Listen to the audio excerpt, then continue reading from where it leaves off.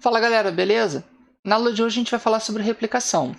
A replicação é um processo muito importante para a célula, pois permite que a célula duplique a sua programação gênica, ou seja, a célula vai duplicar o seu DNA e é um processo que vai anteceder a divisão celular, porque para a célula poder se dividir, ela precisa ter o seu material genético duplicado. Originalmente existiam 3 hipóteses para explicar esse processo de síntese de novas moléculas de DNA. A replicação semiconservativa, onde cada uma daquelas fitas originais do meu DNA serviriam de molde para serem complementadas por novas fitas. O modelo conservativo, onde eu teria a preservação da minha molécula original e a formação de uma nova molécula. E um modelo dispersivo, onde eu formaria 2 moléculas a partir da minha original, intercalada com fragmentos novos. Tanto o modelo conservativo quanto o dispersivo, eles não apresentam valor biológico, porque eles não podem ser testados.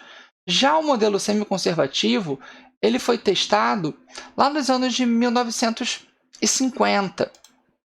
E ele se mostra extremamente promissor para justificar a ideia semiconservativa. Como que foi feito esse teste? De forma bem simples, foi colocado no meio de cultura rico em nitrogênio N15 o material de uma bactéria que é bem comum, a Escherichia coli. Esse material genético ele foi replicado várias e várias vezes ali para que a gente tivesse ele purificado só com esse nitrogênio N15. Por que é importante o nitrogênio N15? Lembra da última aula que a gente viu falando sobre ácidos nucleicos? Quando eu falo de DNA e de RNA, estou falando de ácidos nucleicos. Ácidos nucleicos são formados por unidades menores, que são os nucleotídeos. E esses nucleotídeos vão ter obrigatoriamente a composição de um grupamento fosfato, uma pentose e uma base nitrogenada. Então, a presença desse N15 vai mexer justamente nessa base nitrogenada, tá bom? Eu passo a ter uma base nitrogenada radioativa, uma base nitrogenada mais pesada por conta desse N15. Depois que eu tenho todo esse DNA com N15 formado por 2 fitas, ambas as fitas com N15, eu vou transferir esse DNA para um novo meio de cultura, agora com N14. E vou permitir que a replicação aconteça. Aquela fita original N15 vai se abrir, vai servir de molde para a formação de 2 novas fitas.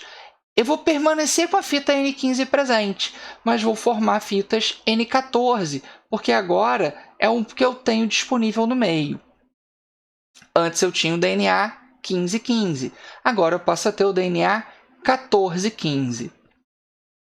Mantenho essas fitas nesse meio e uma segunda replicação vai acontecer.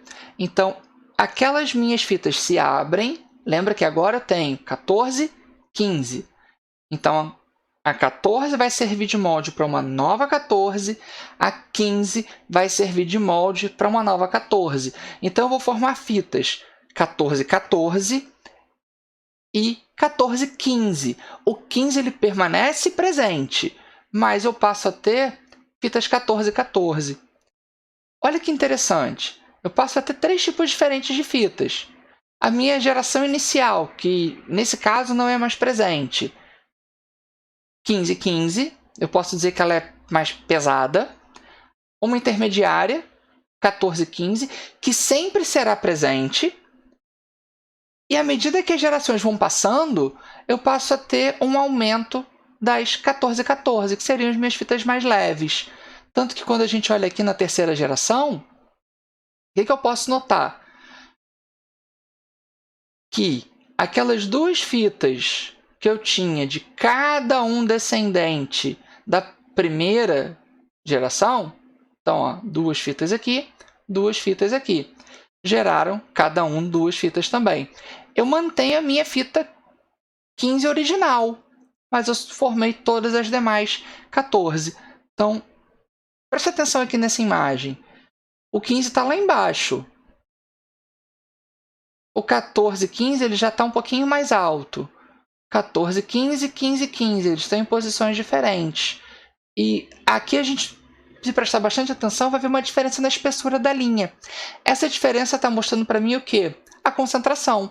Eu tenho um aumento de concentração de 14, 14 e 14, 15 está diminuído. Por quê? Eu não tenho mais 15 para formar. Isso comprova para mim a hipótese semiconservativa. Então é bem simples. Eu tenho a fita original, essa fita se abre e eu vou colocando novos nucleotídeos ali, formando uma nova fita. Então, a antiga serviu de molde para a nova, e elas vão ser idênticas entre si. Entendido isso, a gente começa a entender agora cada um dos procedimentos para que ocorra essa replicação. O primeiro procedimento é entender a própria origem da replicação. Quando a gente fala de material genético, ele pode ser pequenininho, como o das bactérias, inclusive circular, ou então a gente pode ter materiais genéticos enormes. A gente chega a ter filamentos de DNA com cerca de 1 metro de comprimento nas nossas células, super enovelados, super empacotados. Então, a gente precisa ter pontos que sinalizem onde essa replicação vai acontecer.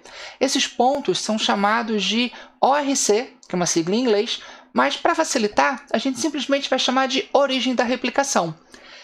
Então, essa origem da replicação vai mostrar onde a replicação vai começar e ela vai ter, no caso de nós, organismos eucariontes, múltiplas origens. E por que isso é importante? Em cada pedacinho do DNA, eu vou ter essa replicação acontecendo, e quando esses pontos de replicação se encontram, eu tenho um pedaço maior de DNA novo sendo feito, até que todos eles se encontrem e eu forme 2 novos filamentos.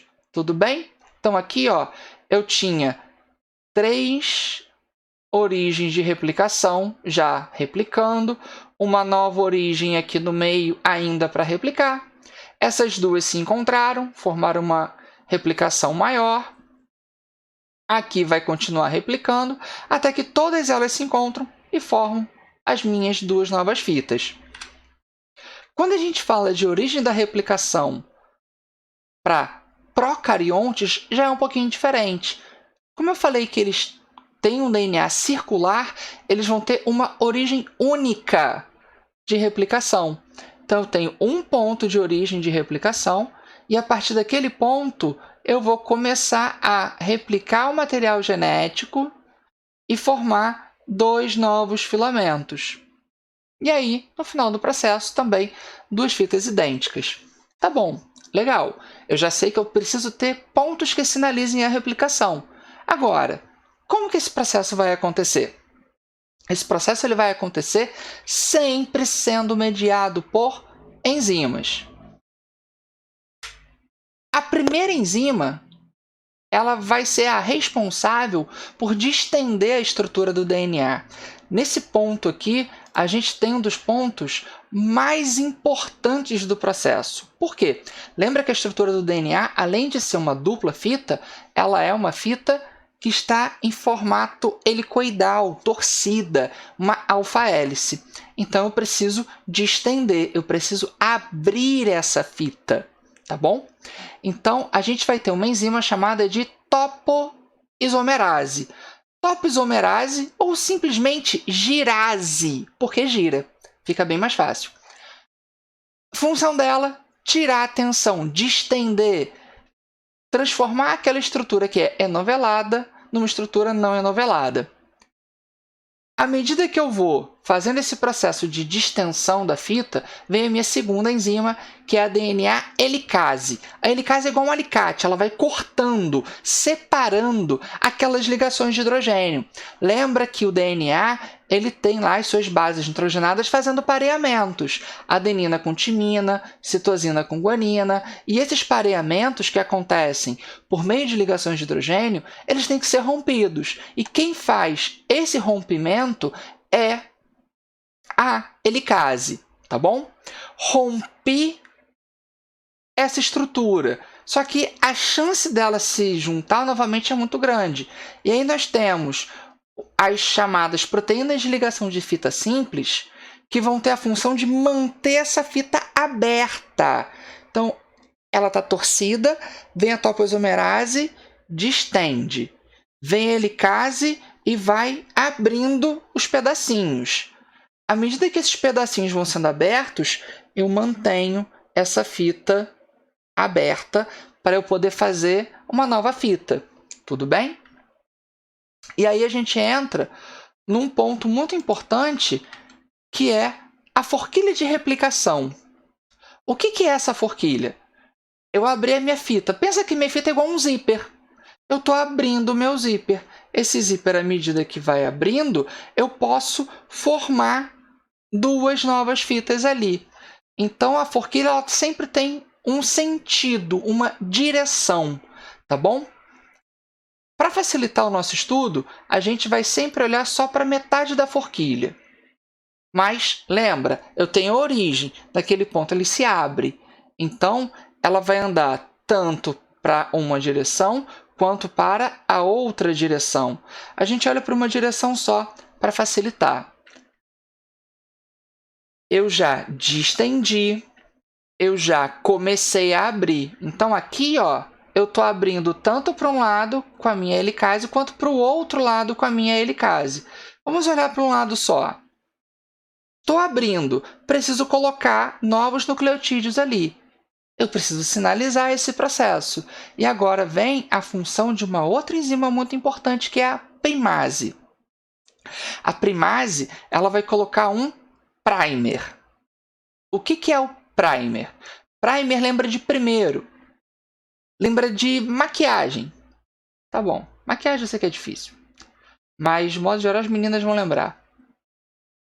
Primer é uma das primeiras camadas de reboco que a gente vê as meninas colocando ali na maquiagem. Ele vem por baixo de tudo, é o primeiro. Então, o primer também vai ser o primeiro grupo de nucleotídeos que vai entrar. Por que isso é importante? A primase ela vai colocar esse primer para poder gerar a estrutura 3' OH. A enzima responsável por formar uma fita de DNA é a DNA polimerase. A DNA polimerase só consegue atuar se existir uma estrutura de 3' OH livre. Olha para essa fita aqui. A fita está aberta. Não existe uma pontinha 3' OH livre aqui para ela. Então, como que ela vai colocar o nucleotídeo aqui? Simplesmente não tem como. Então, vem a primase, coloca um primer e fica a estrutura 3' aqui. Lembra que eu falei da forquilha agora? A forquilha mostra para mim o que é o sentido da vida. A gente falou sobre o sentido da vida na última aula. 5', 3'. Por que 5', 3'? Que é como eu vou fazer essa nova fita. Olha aqui, ó, de 5 para 3. E aí, a DNA polimerase atua. Então, é importante eu olhar para cá e entender o seguinte, que eu tenho diferentes pontos que meu primer entra. Dá uma olhadinha aqui. Eu tenho primer entrando neste ponto e tenho primer entrando neste ponto. Por que ele está entrando em pontos diferentes? Porque lembra que a fita ela é complementar antiparalela, por ser uma fita dupla? Então, isso vai me gerar o seguinte. Uma fita ela está 5', 3'.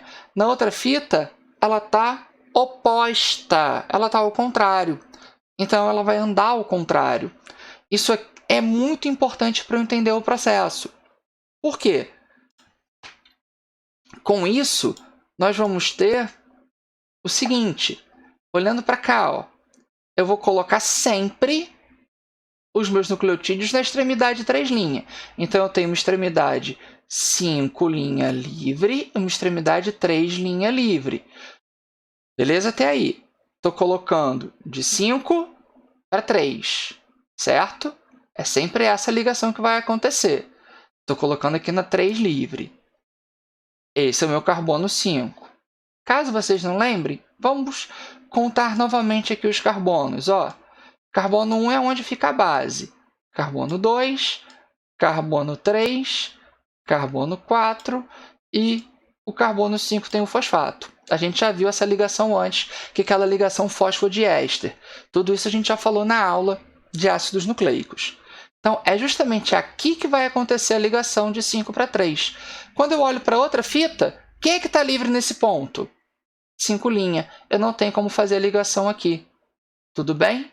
Eu teria que fazer lá do outro lado. Só que a minha forquilha ela abre em uma única direção. E isso vai ser importante demais para o meu processo. Por quê? A minha DNA polimerase só atua no sentido 5', 3', tá bom? A DNA polimerase só atua em extremidade 3' OH livre. Por isso que eu tenho a forquilha se abrindo e o primer entrando em diferentes pontos. Por quê? Eu vou ter a formação de duas fitas distintas. Uma fita líder, uma fita retardada ou atrasada. Nessa imagem aqui, a gente vê mais ou menos como que é essa formação da fita atrasada. Eu tenho primer, formo um fragmento de 5' para 3'. Entra um novo primer. Entre esses dois espaços aqui, eu formo um novo filamento de DNA. Ou seja, na fita atrasada, eu vou formando os filamentos em partes. Vou formando vários pedaços. Eles são chamados de fragmentos de Okazaki.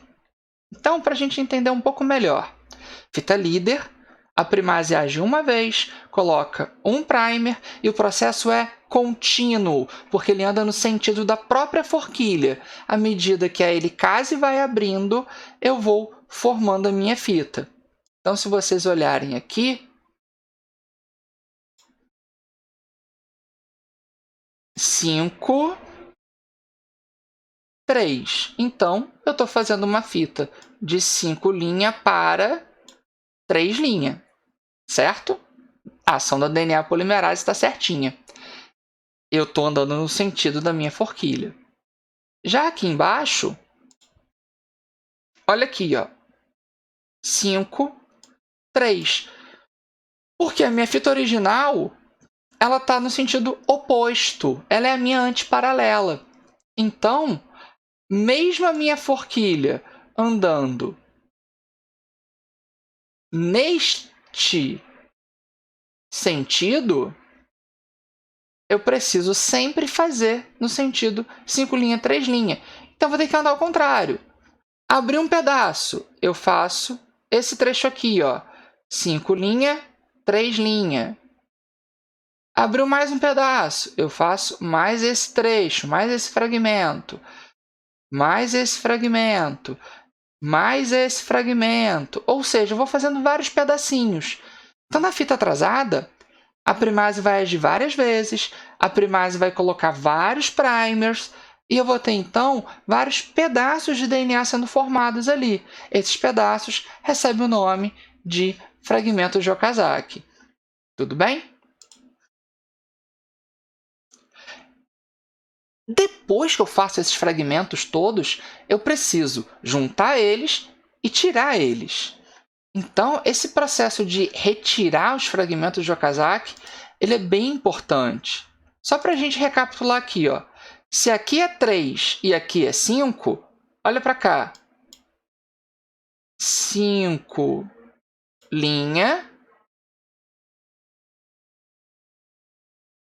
3'. Tá na direção correta, no sentido correto. Fita contínua. Lá do outro lado é a minha fita atrasada. 3, 5. Então, se eu tento fazer aqui, ó, seguindo... Olha o movimento da forquilha. Vou colocar uma setinha aqui para a gente entender para onde ela está abrindo. Ó, ela está abrindo para lá. Eu não posso fazer aqui, ó, de 5 para 3. Porque eu vou ter um problema. Ela não vai ser antiparalela. Então, vou ter que fazer o contrário do andamento da forquilha. Ao fazer ao contrário do andamento da forquilha, eu preciso esperar sempre que a forquilha se abra para poder fazer de 5 para 3. E aí, por isso que vai me gerar uma fita mais lenta, uma fita atrasada. Uma fita sendo formada em vários pedaços. E aí eu preciso depois unir esses pedaços.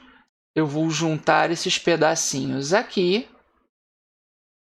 com uma enzima chamada de DNA ligase, porque ela liga, porque ela junta. Então, formo esses pedaços, formarei esses fragmentinhos aqui, ó. Formo aqui, e depois eu vou juntá-los. Quem vai ser o responsável por retirar também vai ser uma DNA polimerase. A gente vai entender um pouco melhor, porque existem 3 DNAs polimerases diferentes.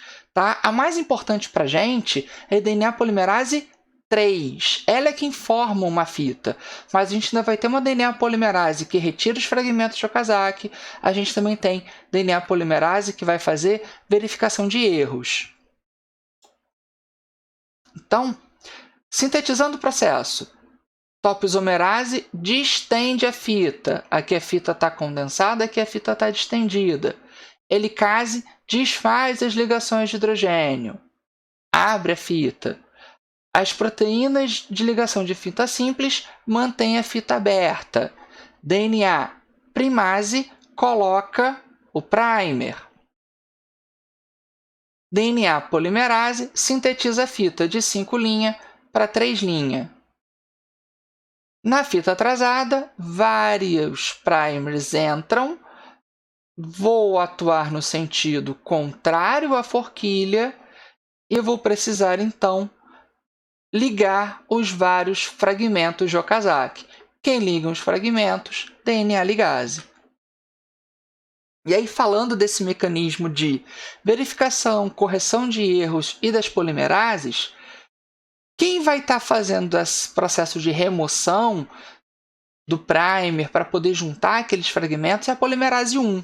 Ela vai lá, remove o primer, vem a ligase, junta aqueles fragmentos. Se tiver algum erro, a DNA polimerase 2 vai fazer essa verificação. A gente chama isso de mecanismo de verificação ou proofreading. Eu estou formando a fita aqui. Coloco um nucleotídeo incorreto, a polimerase 2 vem e retira. E aí vem um processo importante. A polimerização é de 5 para 3. A correção é no sentido contrário, é de 3 para 5. Então, a gente vai chamar essas enzimas que atuam no sentido contrário, está aqui, ó, em destaque para vocês, de exonuclease. Tudo bem? E a gente finaliza aqui o processo de replicação. É um processo um pouco complicado. Se tiver em dúvida, assiste de novo, tá bom? O próximo processo que a gente vai ver é o processo de transcrição e depois tradução. Valeu? Bons estudos!